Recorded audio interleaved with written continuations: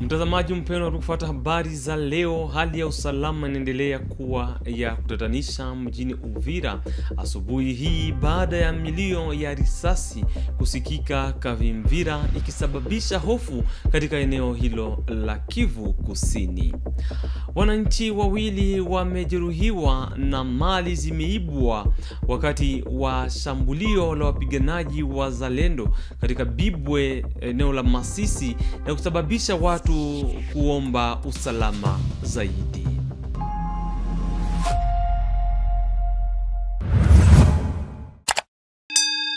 Hali ya usalama inaendelea kuwa ya kutatanisha mjini Uvira, mji mkuu wa muda wa jimbo la Kivu Kusini, mashariki mwa Jamhuri ya Kidemokrasia ya Kongo. Asubuhi hii milio ya risasi ilisikika Kavimvira, ikisababisha hofu katika eneo hilo. Alphonse Mafariji, mwanachama wa shirika la raia, anawaomba huduma za usalama kujihusisha ili kuzuia milio ya risasi inayosababisha hofu katika mji, ingawa mji huo hauko kwa sasa kwenye mapigano. Ndio kwa asubuhi, masaa za asubuhi, ma 6h za asubuhi, ilikuwa pase na 45 minutes ndipo kulisilikana malimilio ya masasi tatu asubuhi hapo Kavimvira, ngambo ya Rugenge. Na tulipofika wakatuambia kwamba ilikuwa ni masasi ambayo imefyatuka bila kupenda kutokuchunga silaha vizuri. Ukimya ulirudia pale pale kisha dakika kidogo, na watoto walienda kwa masomo. Na tunakondane milio ya masasi ambazo zinapita mwiki ambayo ilipita, ambayo zinavunja maaktivite ya raia, na inaleta mshtuko wa moyo ndani ya raia na akili. Mezosi inavunja maaktivite ya uchumi ya raia. Wakati kunalia risasi usiku ama mchana, inavunja maaktivite kuendelea. Ndio kwa maana tunaomba wakuu viongozi kuingilia kati, kuangalia namna gani gisi ya kuitisha ngambo zote, kuangalia namna gani wanani wanapiga hizo masasi mara kwa mara zinavunja maaktivite, na kuangalia namna gani gisi ya kuwametrize ile hali isiendelee kurudia ndani ya mwingine. Uvira kuna adui, na tungependelea kusikia mambo kama nayo mara kwa mara. Ndio kwa maana tunaita wakuu viongozi kuangalia namna gani gisi ya kuingilia kati. Parfois inalia, kunakuwa wezi, parfois kunakuwa mabishano, parfois kunakuwa ile unakutanisha mtu alikunywa kileo, anajikuta ameshatua tu ghafla amepiga masasi. Ndio kwa maana tunaita wakuu viongozi kuangalia namna gani gisi ya kumetrize ile situation ili raia iishi mukimya na ifanye kazi zake gisi inavyostahili.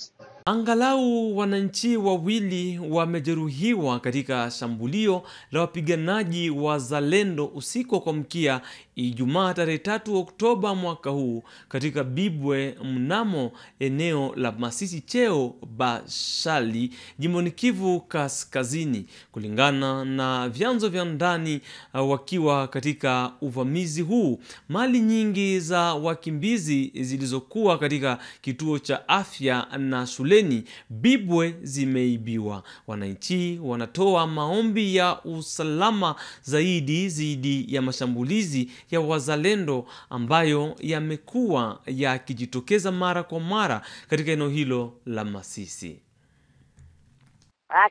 Pole mwenye usiku walikuya wakakutana watu wanalala mu masomo, wakapasura dio, wakapika masasi, wakakamata watu wawili, mwanamke mmoja na mwanaume. Alifika pia kwa centre de santé ndio kwenye tulikuwa nalala, ni wazalendo. Alifika kwa centre de santé wakatie watu, vraiment huko kwetu ilishakuwa danze. Antuka hivi wale wenyewe walijeruhiwa, tunataka wapeleka Mwesi. Ilikuwa usiku majira ya saa tatu saini. Kwa hiyo sasa hawakupata jinsi ya kufanya intervention. Antuka ni kusemea vraiment, kuambia wakuu viongozi wanajikaza, wanaangalia jinsi vraiment ni masomo ya école primaire.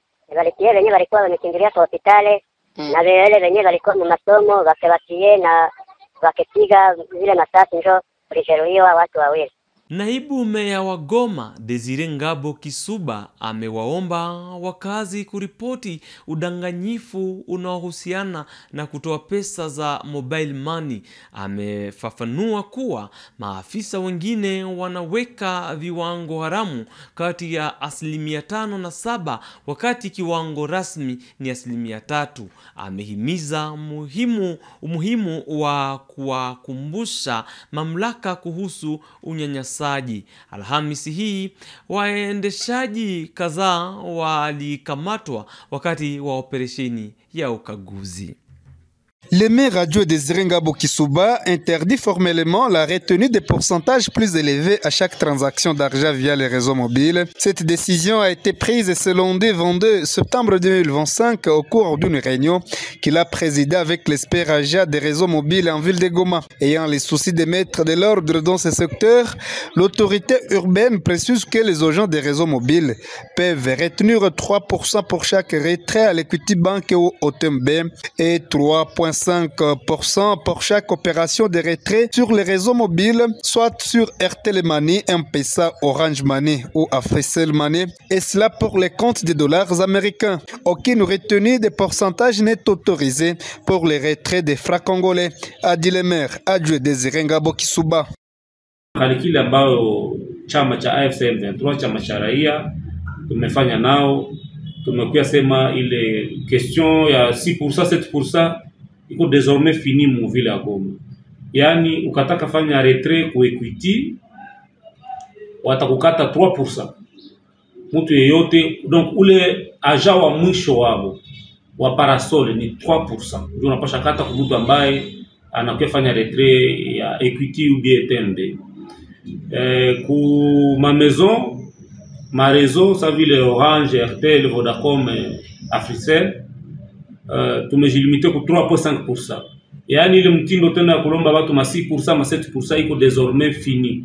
Mtu yeyote ambaye utafika iko na kulomba 6%, 7% ni mwizi na unakuwa kumdenoncer, atafungwa na kuadhibiwa vikali sana. Grande est la satisfaction du côté d'Expert Agent des réseaux mobiles pour M. Prémis Bahati. L'un d'Expert Agent, cette mesure doit être respectée par tous. Ali doit ajouter que les récalcitrants subiront la rigueur de la loi. Kuzungumuza naye, tumeweza kuzungumuza na ametuambia kama kweli chama inaendelea kusikia malalamiko ya raia na kuona madifikulte ambazo tunakutana nazo. Anasema kama kuhusu Equity tuweze kutia sisi wote bei moja ya 3% kwa dola. Tumezungumza pia juu ya franc congolais na ametuambia kama kuhusu franc congolais, kwa sababu franc congolais haiko natoka nje ya province, nje ya eneo ambayo inadhibitiwa na AFC M23. Hiyo mafra tujikaze tuweze kuipatia raia wakati wanakuya retire kwa bure, na tumeweza kuelewa vile na tutajikaza tuweze kutimiza hiyo ahadi. Notons que cette mesure a été prise par les autorités après plusieurs cas de retenue de pourcentage enregistrés à chaque retrait d'argent en ville de Goma. Seule la population en est victime. Tukibaki hapa mjini Goma, naibu gavana wa kaskazini mwa Kivu Shadrack Amani Bahati ameamua kusisitisha kazi za uchimbaji mchanga Nzulo. Uamuzi huu umefanyika ili kulinda miundombinu ya umeme dhidi ya tishio linalokabili nguzo mbili za juu za umeme za shirika la umeme la taifa SNEL. Shughuli za wachimbaji na wauzaji wa mchanga zinahatarisha miundombinu hii ya umma ambayo ni muhimu kwa usambazaji wa umeme katika mji wa Goma. Nzulo, village situé à une vingtaine de kilomètres de la ville de Goma, groupement Kamuronza, territoire du Massissi, 2 pylônes de haute tension de la Société nationale d'électricité sont menacés par les creuseurs et vendeurs du sable. Aussitôt alerté par la direction de cette société de l'État, le vice-gouverneur du Nord-Kivu y a effectué une descente ce jeudi 2 octobre 2025. Sur place, Shadrack Amani Bahati constate le dégât causé par les creuseurs et vendeurs du sable qui avaient touché presque la semelle du pylône. La mesure de suspension des travaux de creusage n'a pas tardé. Shadrack Amani Bahati décide. Nous avions été alertés par la SNEL. Il y a un poteau, la SNEL, qui est menacé par des gens qui sont en train de vendre du sable ici en Nzulo, et nous avons été obligés d'arriver ici, constater les faits. Et comme vous l'aviez constaté, c'est vraiment un danger pour toute la population du Nord Kivu. Et nous ne pouvons pas accepter que pour des intérêts privés, individuels, que toute la population en souffre. Et donc nous avons décidé dès maintenant là de suspendre les travaux. Ici, vous avez vu comment je venais de dire ça à tous ces jeunes qui étaient en train de creuser le sable ici, pour que nous ayons le temps d'échanger avec les responsables, parce qu'on ne les a pas rencontrés ici, et nous pensons que les samedis, tel qu'on l'a dit, on sera avec eux, évidemment avec la SNEL qui a des techniciens pour qu'ensemble nous trouvions une solution. Nous devons dire à la population ici qu'il est prévu 25 mètres. Ce n'est pas de protection d'un poteau, surtout haute tension, au nord, sud, est. En tout cas, s'il faut des travaux, en tout cas, les gens doivent laisser, je crois, un périmètre de 25 mètres carrés pour sa protection, pour que nous puissions protéger la population. Ce qui est sûr, c'est que nous sommes en train de réfléchir au développement, reconstruire la province. Nous ne devons pas aussi accepter qu'il y ait d'autres qui puissent chercher à détruire les infrastructures qui existent déjà. Et donc nous devons les protéger, évidemment, en concertation avec la population. Pour le directeur de la Société nationale d'électricité, il salue la mesure en vue d'éviter les dégâts dans l'avenir. L'ingénieur Emmanuel Kagabo est technicien à la SNEL. Il a dit: le pylône est stabilisé au niveau de sa base. Quand on commence à déranger sa base, les pylônes peuvent s'écrouler, les câbles peuvent tomber. Et en tombant, il y a des dégâts, électrocution et tout. Et aussi, il manque de l'énergie au niveau de la ville. Tout Goma et ses environs resteront dans les noirs pendant longtemps. Ça, c'est un pylône haute tension. Il nous sert de transport pour l'énergie en provenance de Bukavu pour alimenter Goma, la ville de Goma et ses environs. C'est un pylône qui transporte comme support de câbles haute tension, qui transporte l'énergie. Cette énergie-là, en termes de kilovolts, nous avons 70 kilovolts. Mais c'est dimensionné sous 110 kilovolts. Et vous savez qu'à Mugunga, nous avons un autre projet de 220 kilovolts qui servira d'interconnexion avec cette même ligne en attendant la construction d'une autre ligne vers Bukavu.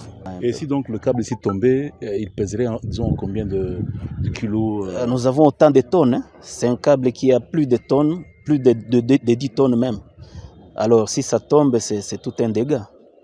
Au fur et à mesure qu'on remonte à hauteur, le poids du câble devient aussi considérable.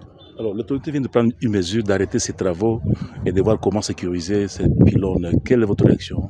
Nous disons merci, c'est une bonne décision parce que si on laissait ces gens continuer à faire ces travaux, c'est un danger permanent. D'abord pour eux et pour toute la population du Nord Kivu. Signalons que le notable du village Nzulo, qui n'avait pas été compris, trouve ici une occasion pour sensibiliser sa population à respecter ces infrastructures de la SNEL. La construction d'un ouvrage de protection autour de 25 mètres de périmètre de ces pylônes est une nécessité. Ceci sortira de la réunion prochaine du gouvernement provincial à laquelle prendra part les responsables de la SNEL et l'autorité locale. Katika tarafa la Beni, gavana wa kaskazini mwa Kivu chini ya mamlaka ya Kinshasa, Evariste Somo, ameanzisha kazi za ukarabati wa barabara ya Kuka Mavivi na barabara kuu ya Beu. Kazi hizi zinafadhiliwa na mradi wa Start East. Rais wa Jamhuri ya Kidemokrasia ya Kongo ametoa rasmi magari 96 ya Toyota Land Cruiser.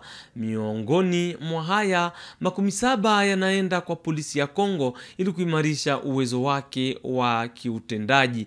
12 yametengwa kwa wasimamizi wa maeneo na makao makuu ya mikoa, na mengine yanatolewa kwa ANR, DGM, CPF, SNC na shirika zingine. Kamishina mkuu wa polisi pia alipewa silaha zisizo za kuua za kupambana na ghasia, huku akisisitiza matumizi ya kuwabibika. Na wakati wa ziara yake Boma tarehe 1 Oktoba mwaka huu, Waziri Mkuu Judith Suminwa Tuluka aligundua uchelewaji wa kazi za usafi wa mto Kalamu. Ameomba waziri wa miundombinu na kazi za ukarabati kusaidia gavana ili kuharakisha kazi hizo. Pia ametangaza hatua za kuanzisha upya bandari ya Boma, akiwa na dhamira ya kurejesha huduma za bandari. Mpendwa mtazamaji wa Kivu Morning Post TV, ni pamoja na habari hizo toka Boma ndio tunakomesha taarifa hii ya habari za leo, idhaa ya Kiswahili ya Kivu Morning Post TV. Tunatangaza toka mjini Goma, mashariki mwa DRC. Asante kwako uliotutazama mwanzo hadi mwisho. Tukutane tena kwa habari zingine hivi karibuni. Kwaherini.